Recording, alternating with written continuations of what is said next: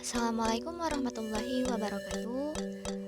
Baiklah, di sini saya akan menjelaskan materi tentang pendahuluan biologi umum.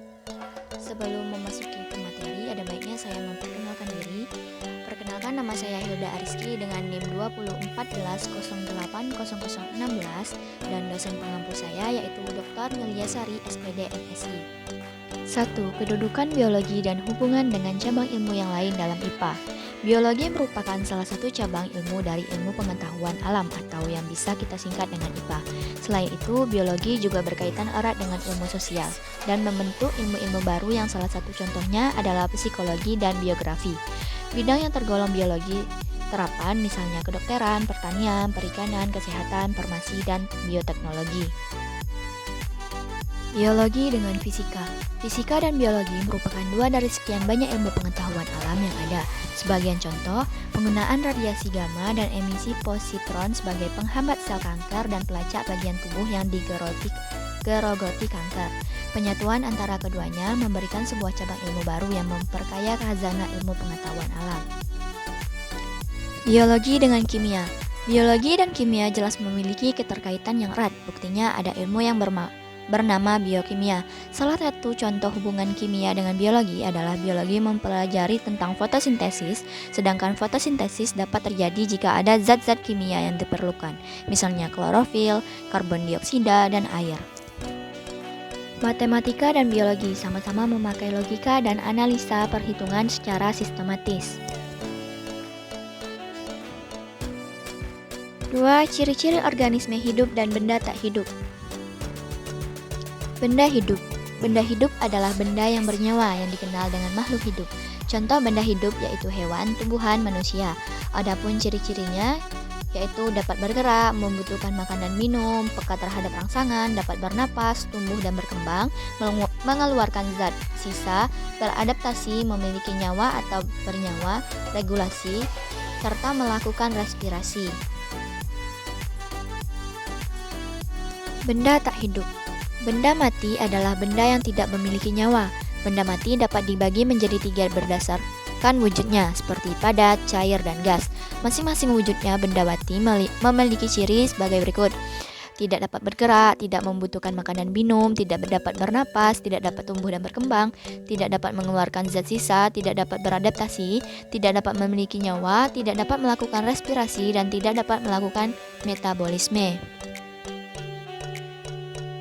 3. Struktur organisasi kehidupan dengan berbagai contoh organisme. Yang pertama, molekul, organel, sel, jaringan, organ, sistem organ, organisme atau individu, populasi, komunitas, ekosistem, bioma, dan biosfer.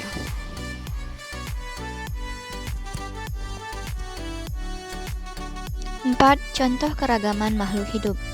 Keanekaragaman makhluk hidup dikelompokkan menjadi 3, yaitu 1. Keanekaragaman gen.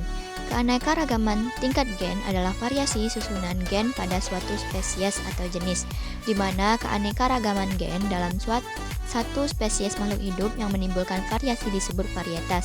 Keanekaragaman gen akan semakin tinggi jika mengalami persilangan karena terjadinya penggabungan gen-gen individu melalui 2 sel gamet yang berbeda.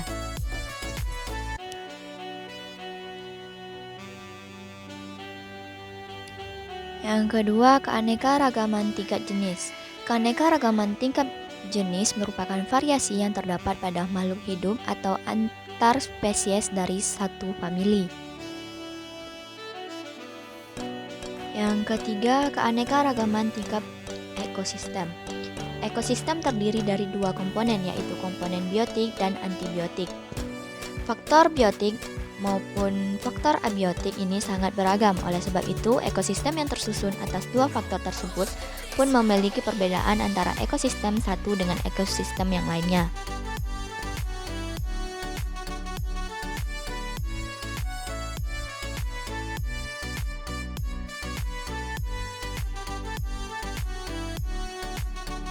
Berikut di antara temuan biologi. Yang pertama sel, 2 evolusi, 3 genetika, 4 energi, 5 struktural, 6 fisiologi, 7 sistematika, 8 ekologi dan lingkungan.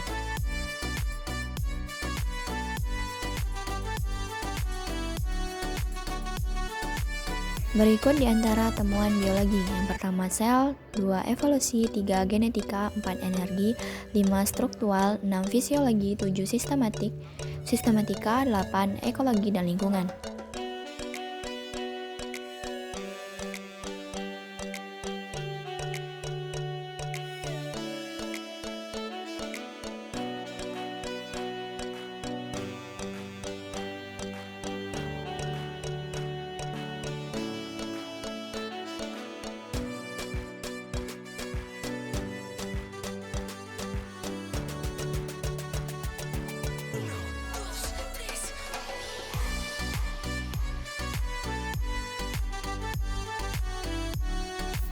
Tujuh, integrasi biologi, sains, dan Islam.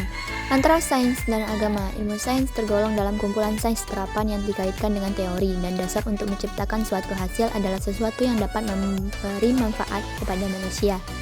Jelasnya, sains merupakan pemahaman ilmuwan tentang fenomena fisik yang sesuai dengan perspektif Islam yang digunakan di dalam teknologi dengan menggunakan kaidah yang paling efisien dan tepat di dalam mengkaji ilmu pengetahuan. Sains adalah produk manusia seperti halnya musik, film, lukisan, bangunan, dan lain sebagainya. Begitupun mendengar suara alunan musik, seseorang dapat langsung mengenal apakah ini tipe musik keroncong, pop, dangdut, jazz, atau yang lainnya. Demikian pula melihat film, lukisan, bangunan, dan lain sebagainya. Bila kita identifikasi objek yang kita lihat secara sederhana, sains dapat dikatakan sebagai produk manusia dalam menyimak realitas. Sebagaimana firman Allah Subhanahu wa taala dalam Al-Qur'anul Karim, kami akan memperlihatkan kepada mereka tanda-tanda kekuasaan kami dari segenap penjuru dan pada diri mereka sendiri sehingga jelaslah bahwa Al-Qur'an itu benar. Quran Surah Fussilat ayat 53. Di segenap penjuru itu artinya di semua bidang ilmu pengetahuan termasuk ilmu alam dan ilmu eksakta, dan masih banyak ayat-ayat Al-Quran yang mendorong manusia supaya berpikir dan mengkaji serta memahami alam raya ini seperti: maka apakah kamu tidak menggunakan akal? Quran Surah Al-An'am ayat 32. Maka apakah mereka tidak memikirkannya? Quran Surah Yasin ayat 68. Maka apakah kamu tidak memperhatikannya? Quran Surah Al-Dariyat ayat 21. Maka mereka tidak memperhatikan Al-Quran. Kalau sekiranya Al-Quran bukan datang dari Allah Subhanahu wa taala, tentulah mereka menemukan pertentangan yang banyak di dalamnya. Quran Surah An-Nisa ayat 82. Oke, terima kasih telah menonton. Saya akhiri dengan wassalamualaikum warahmatullahi wabarakatuh.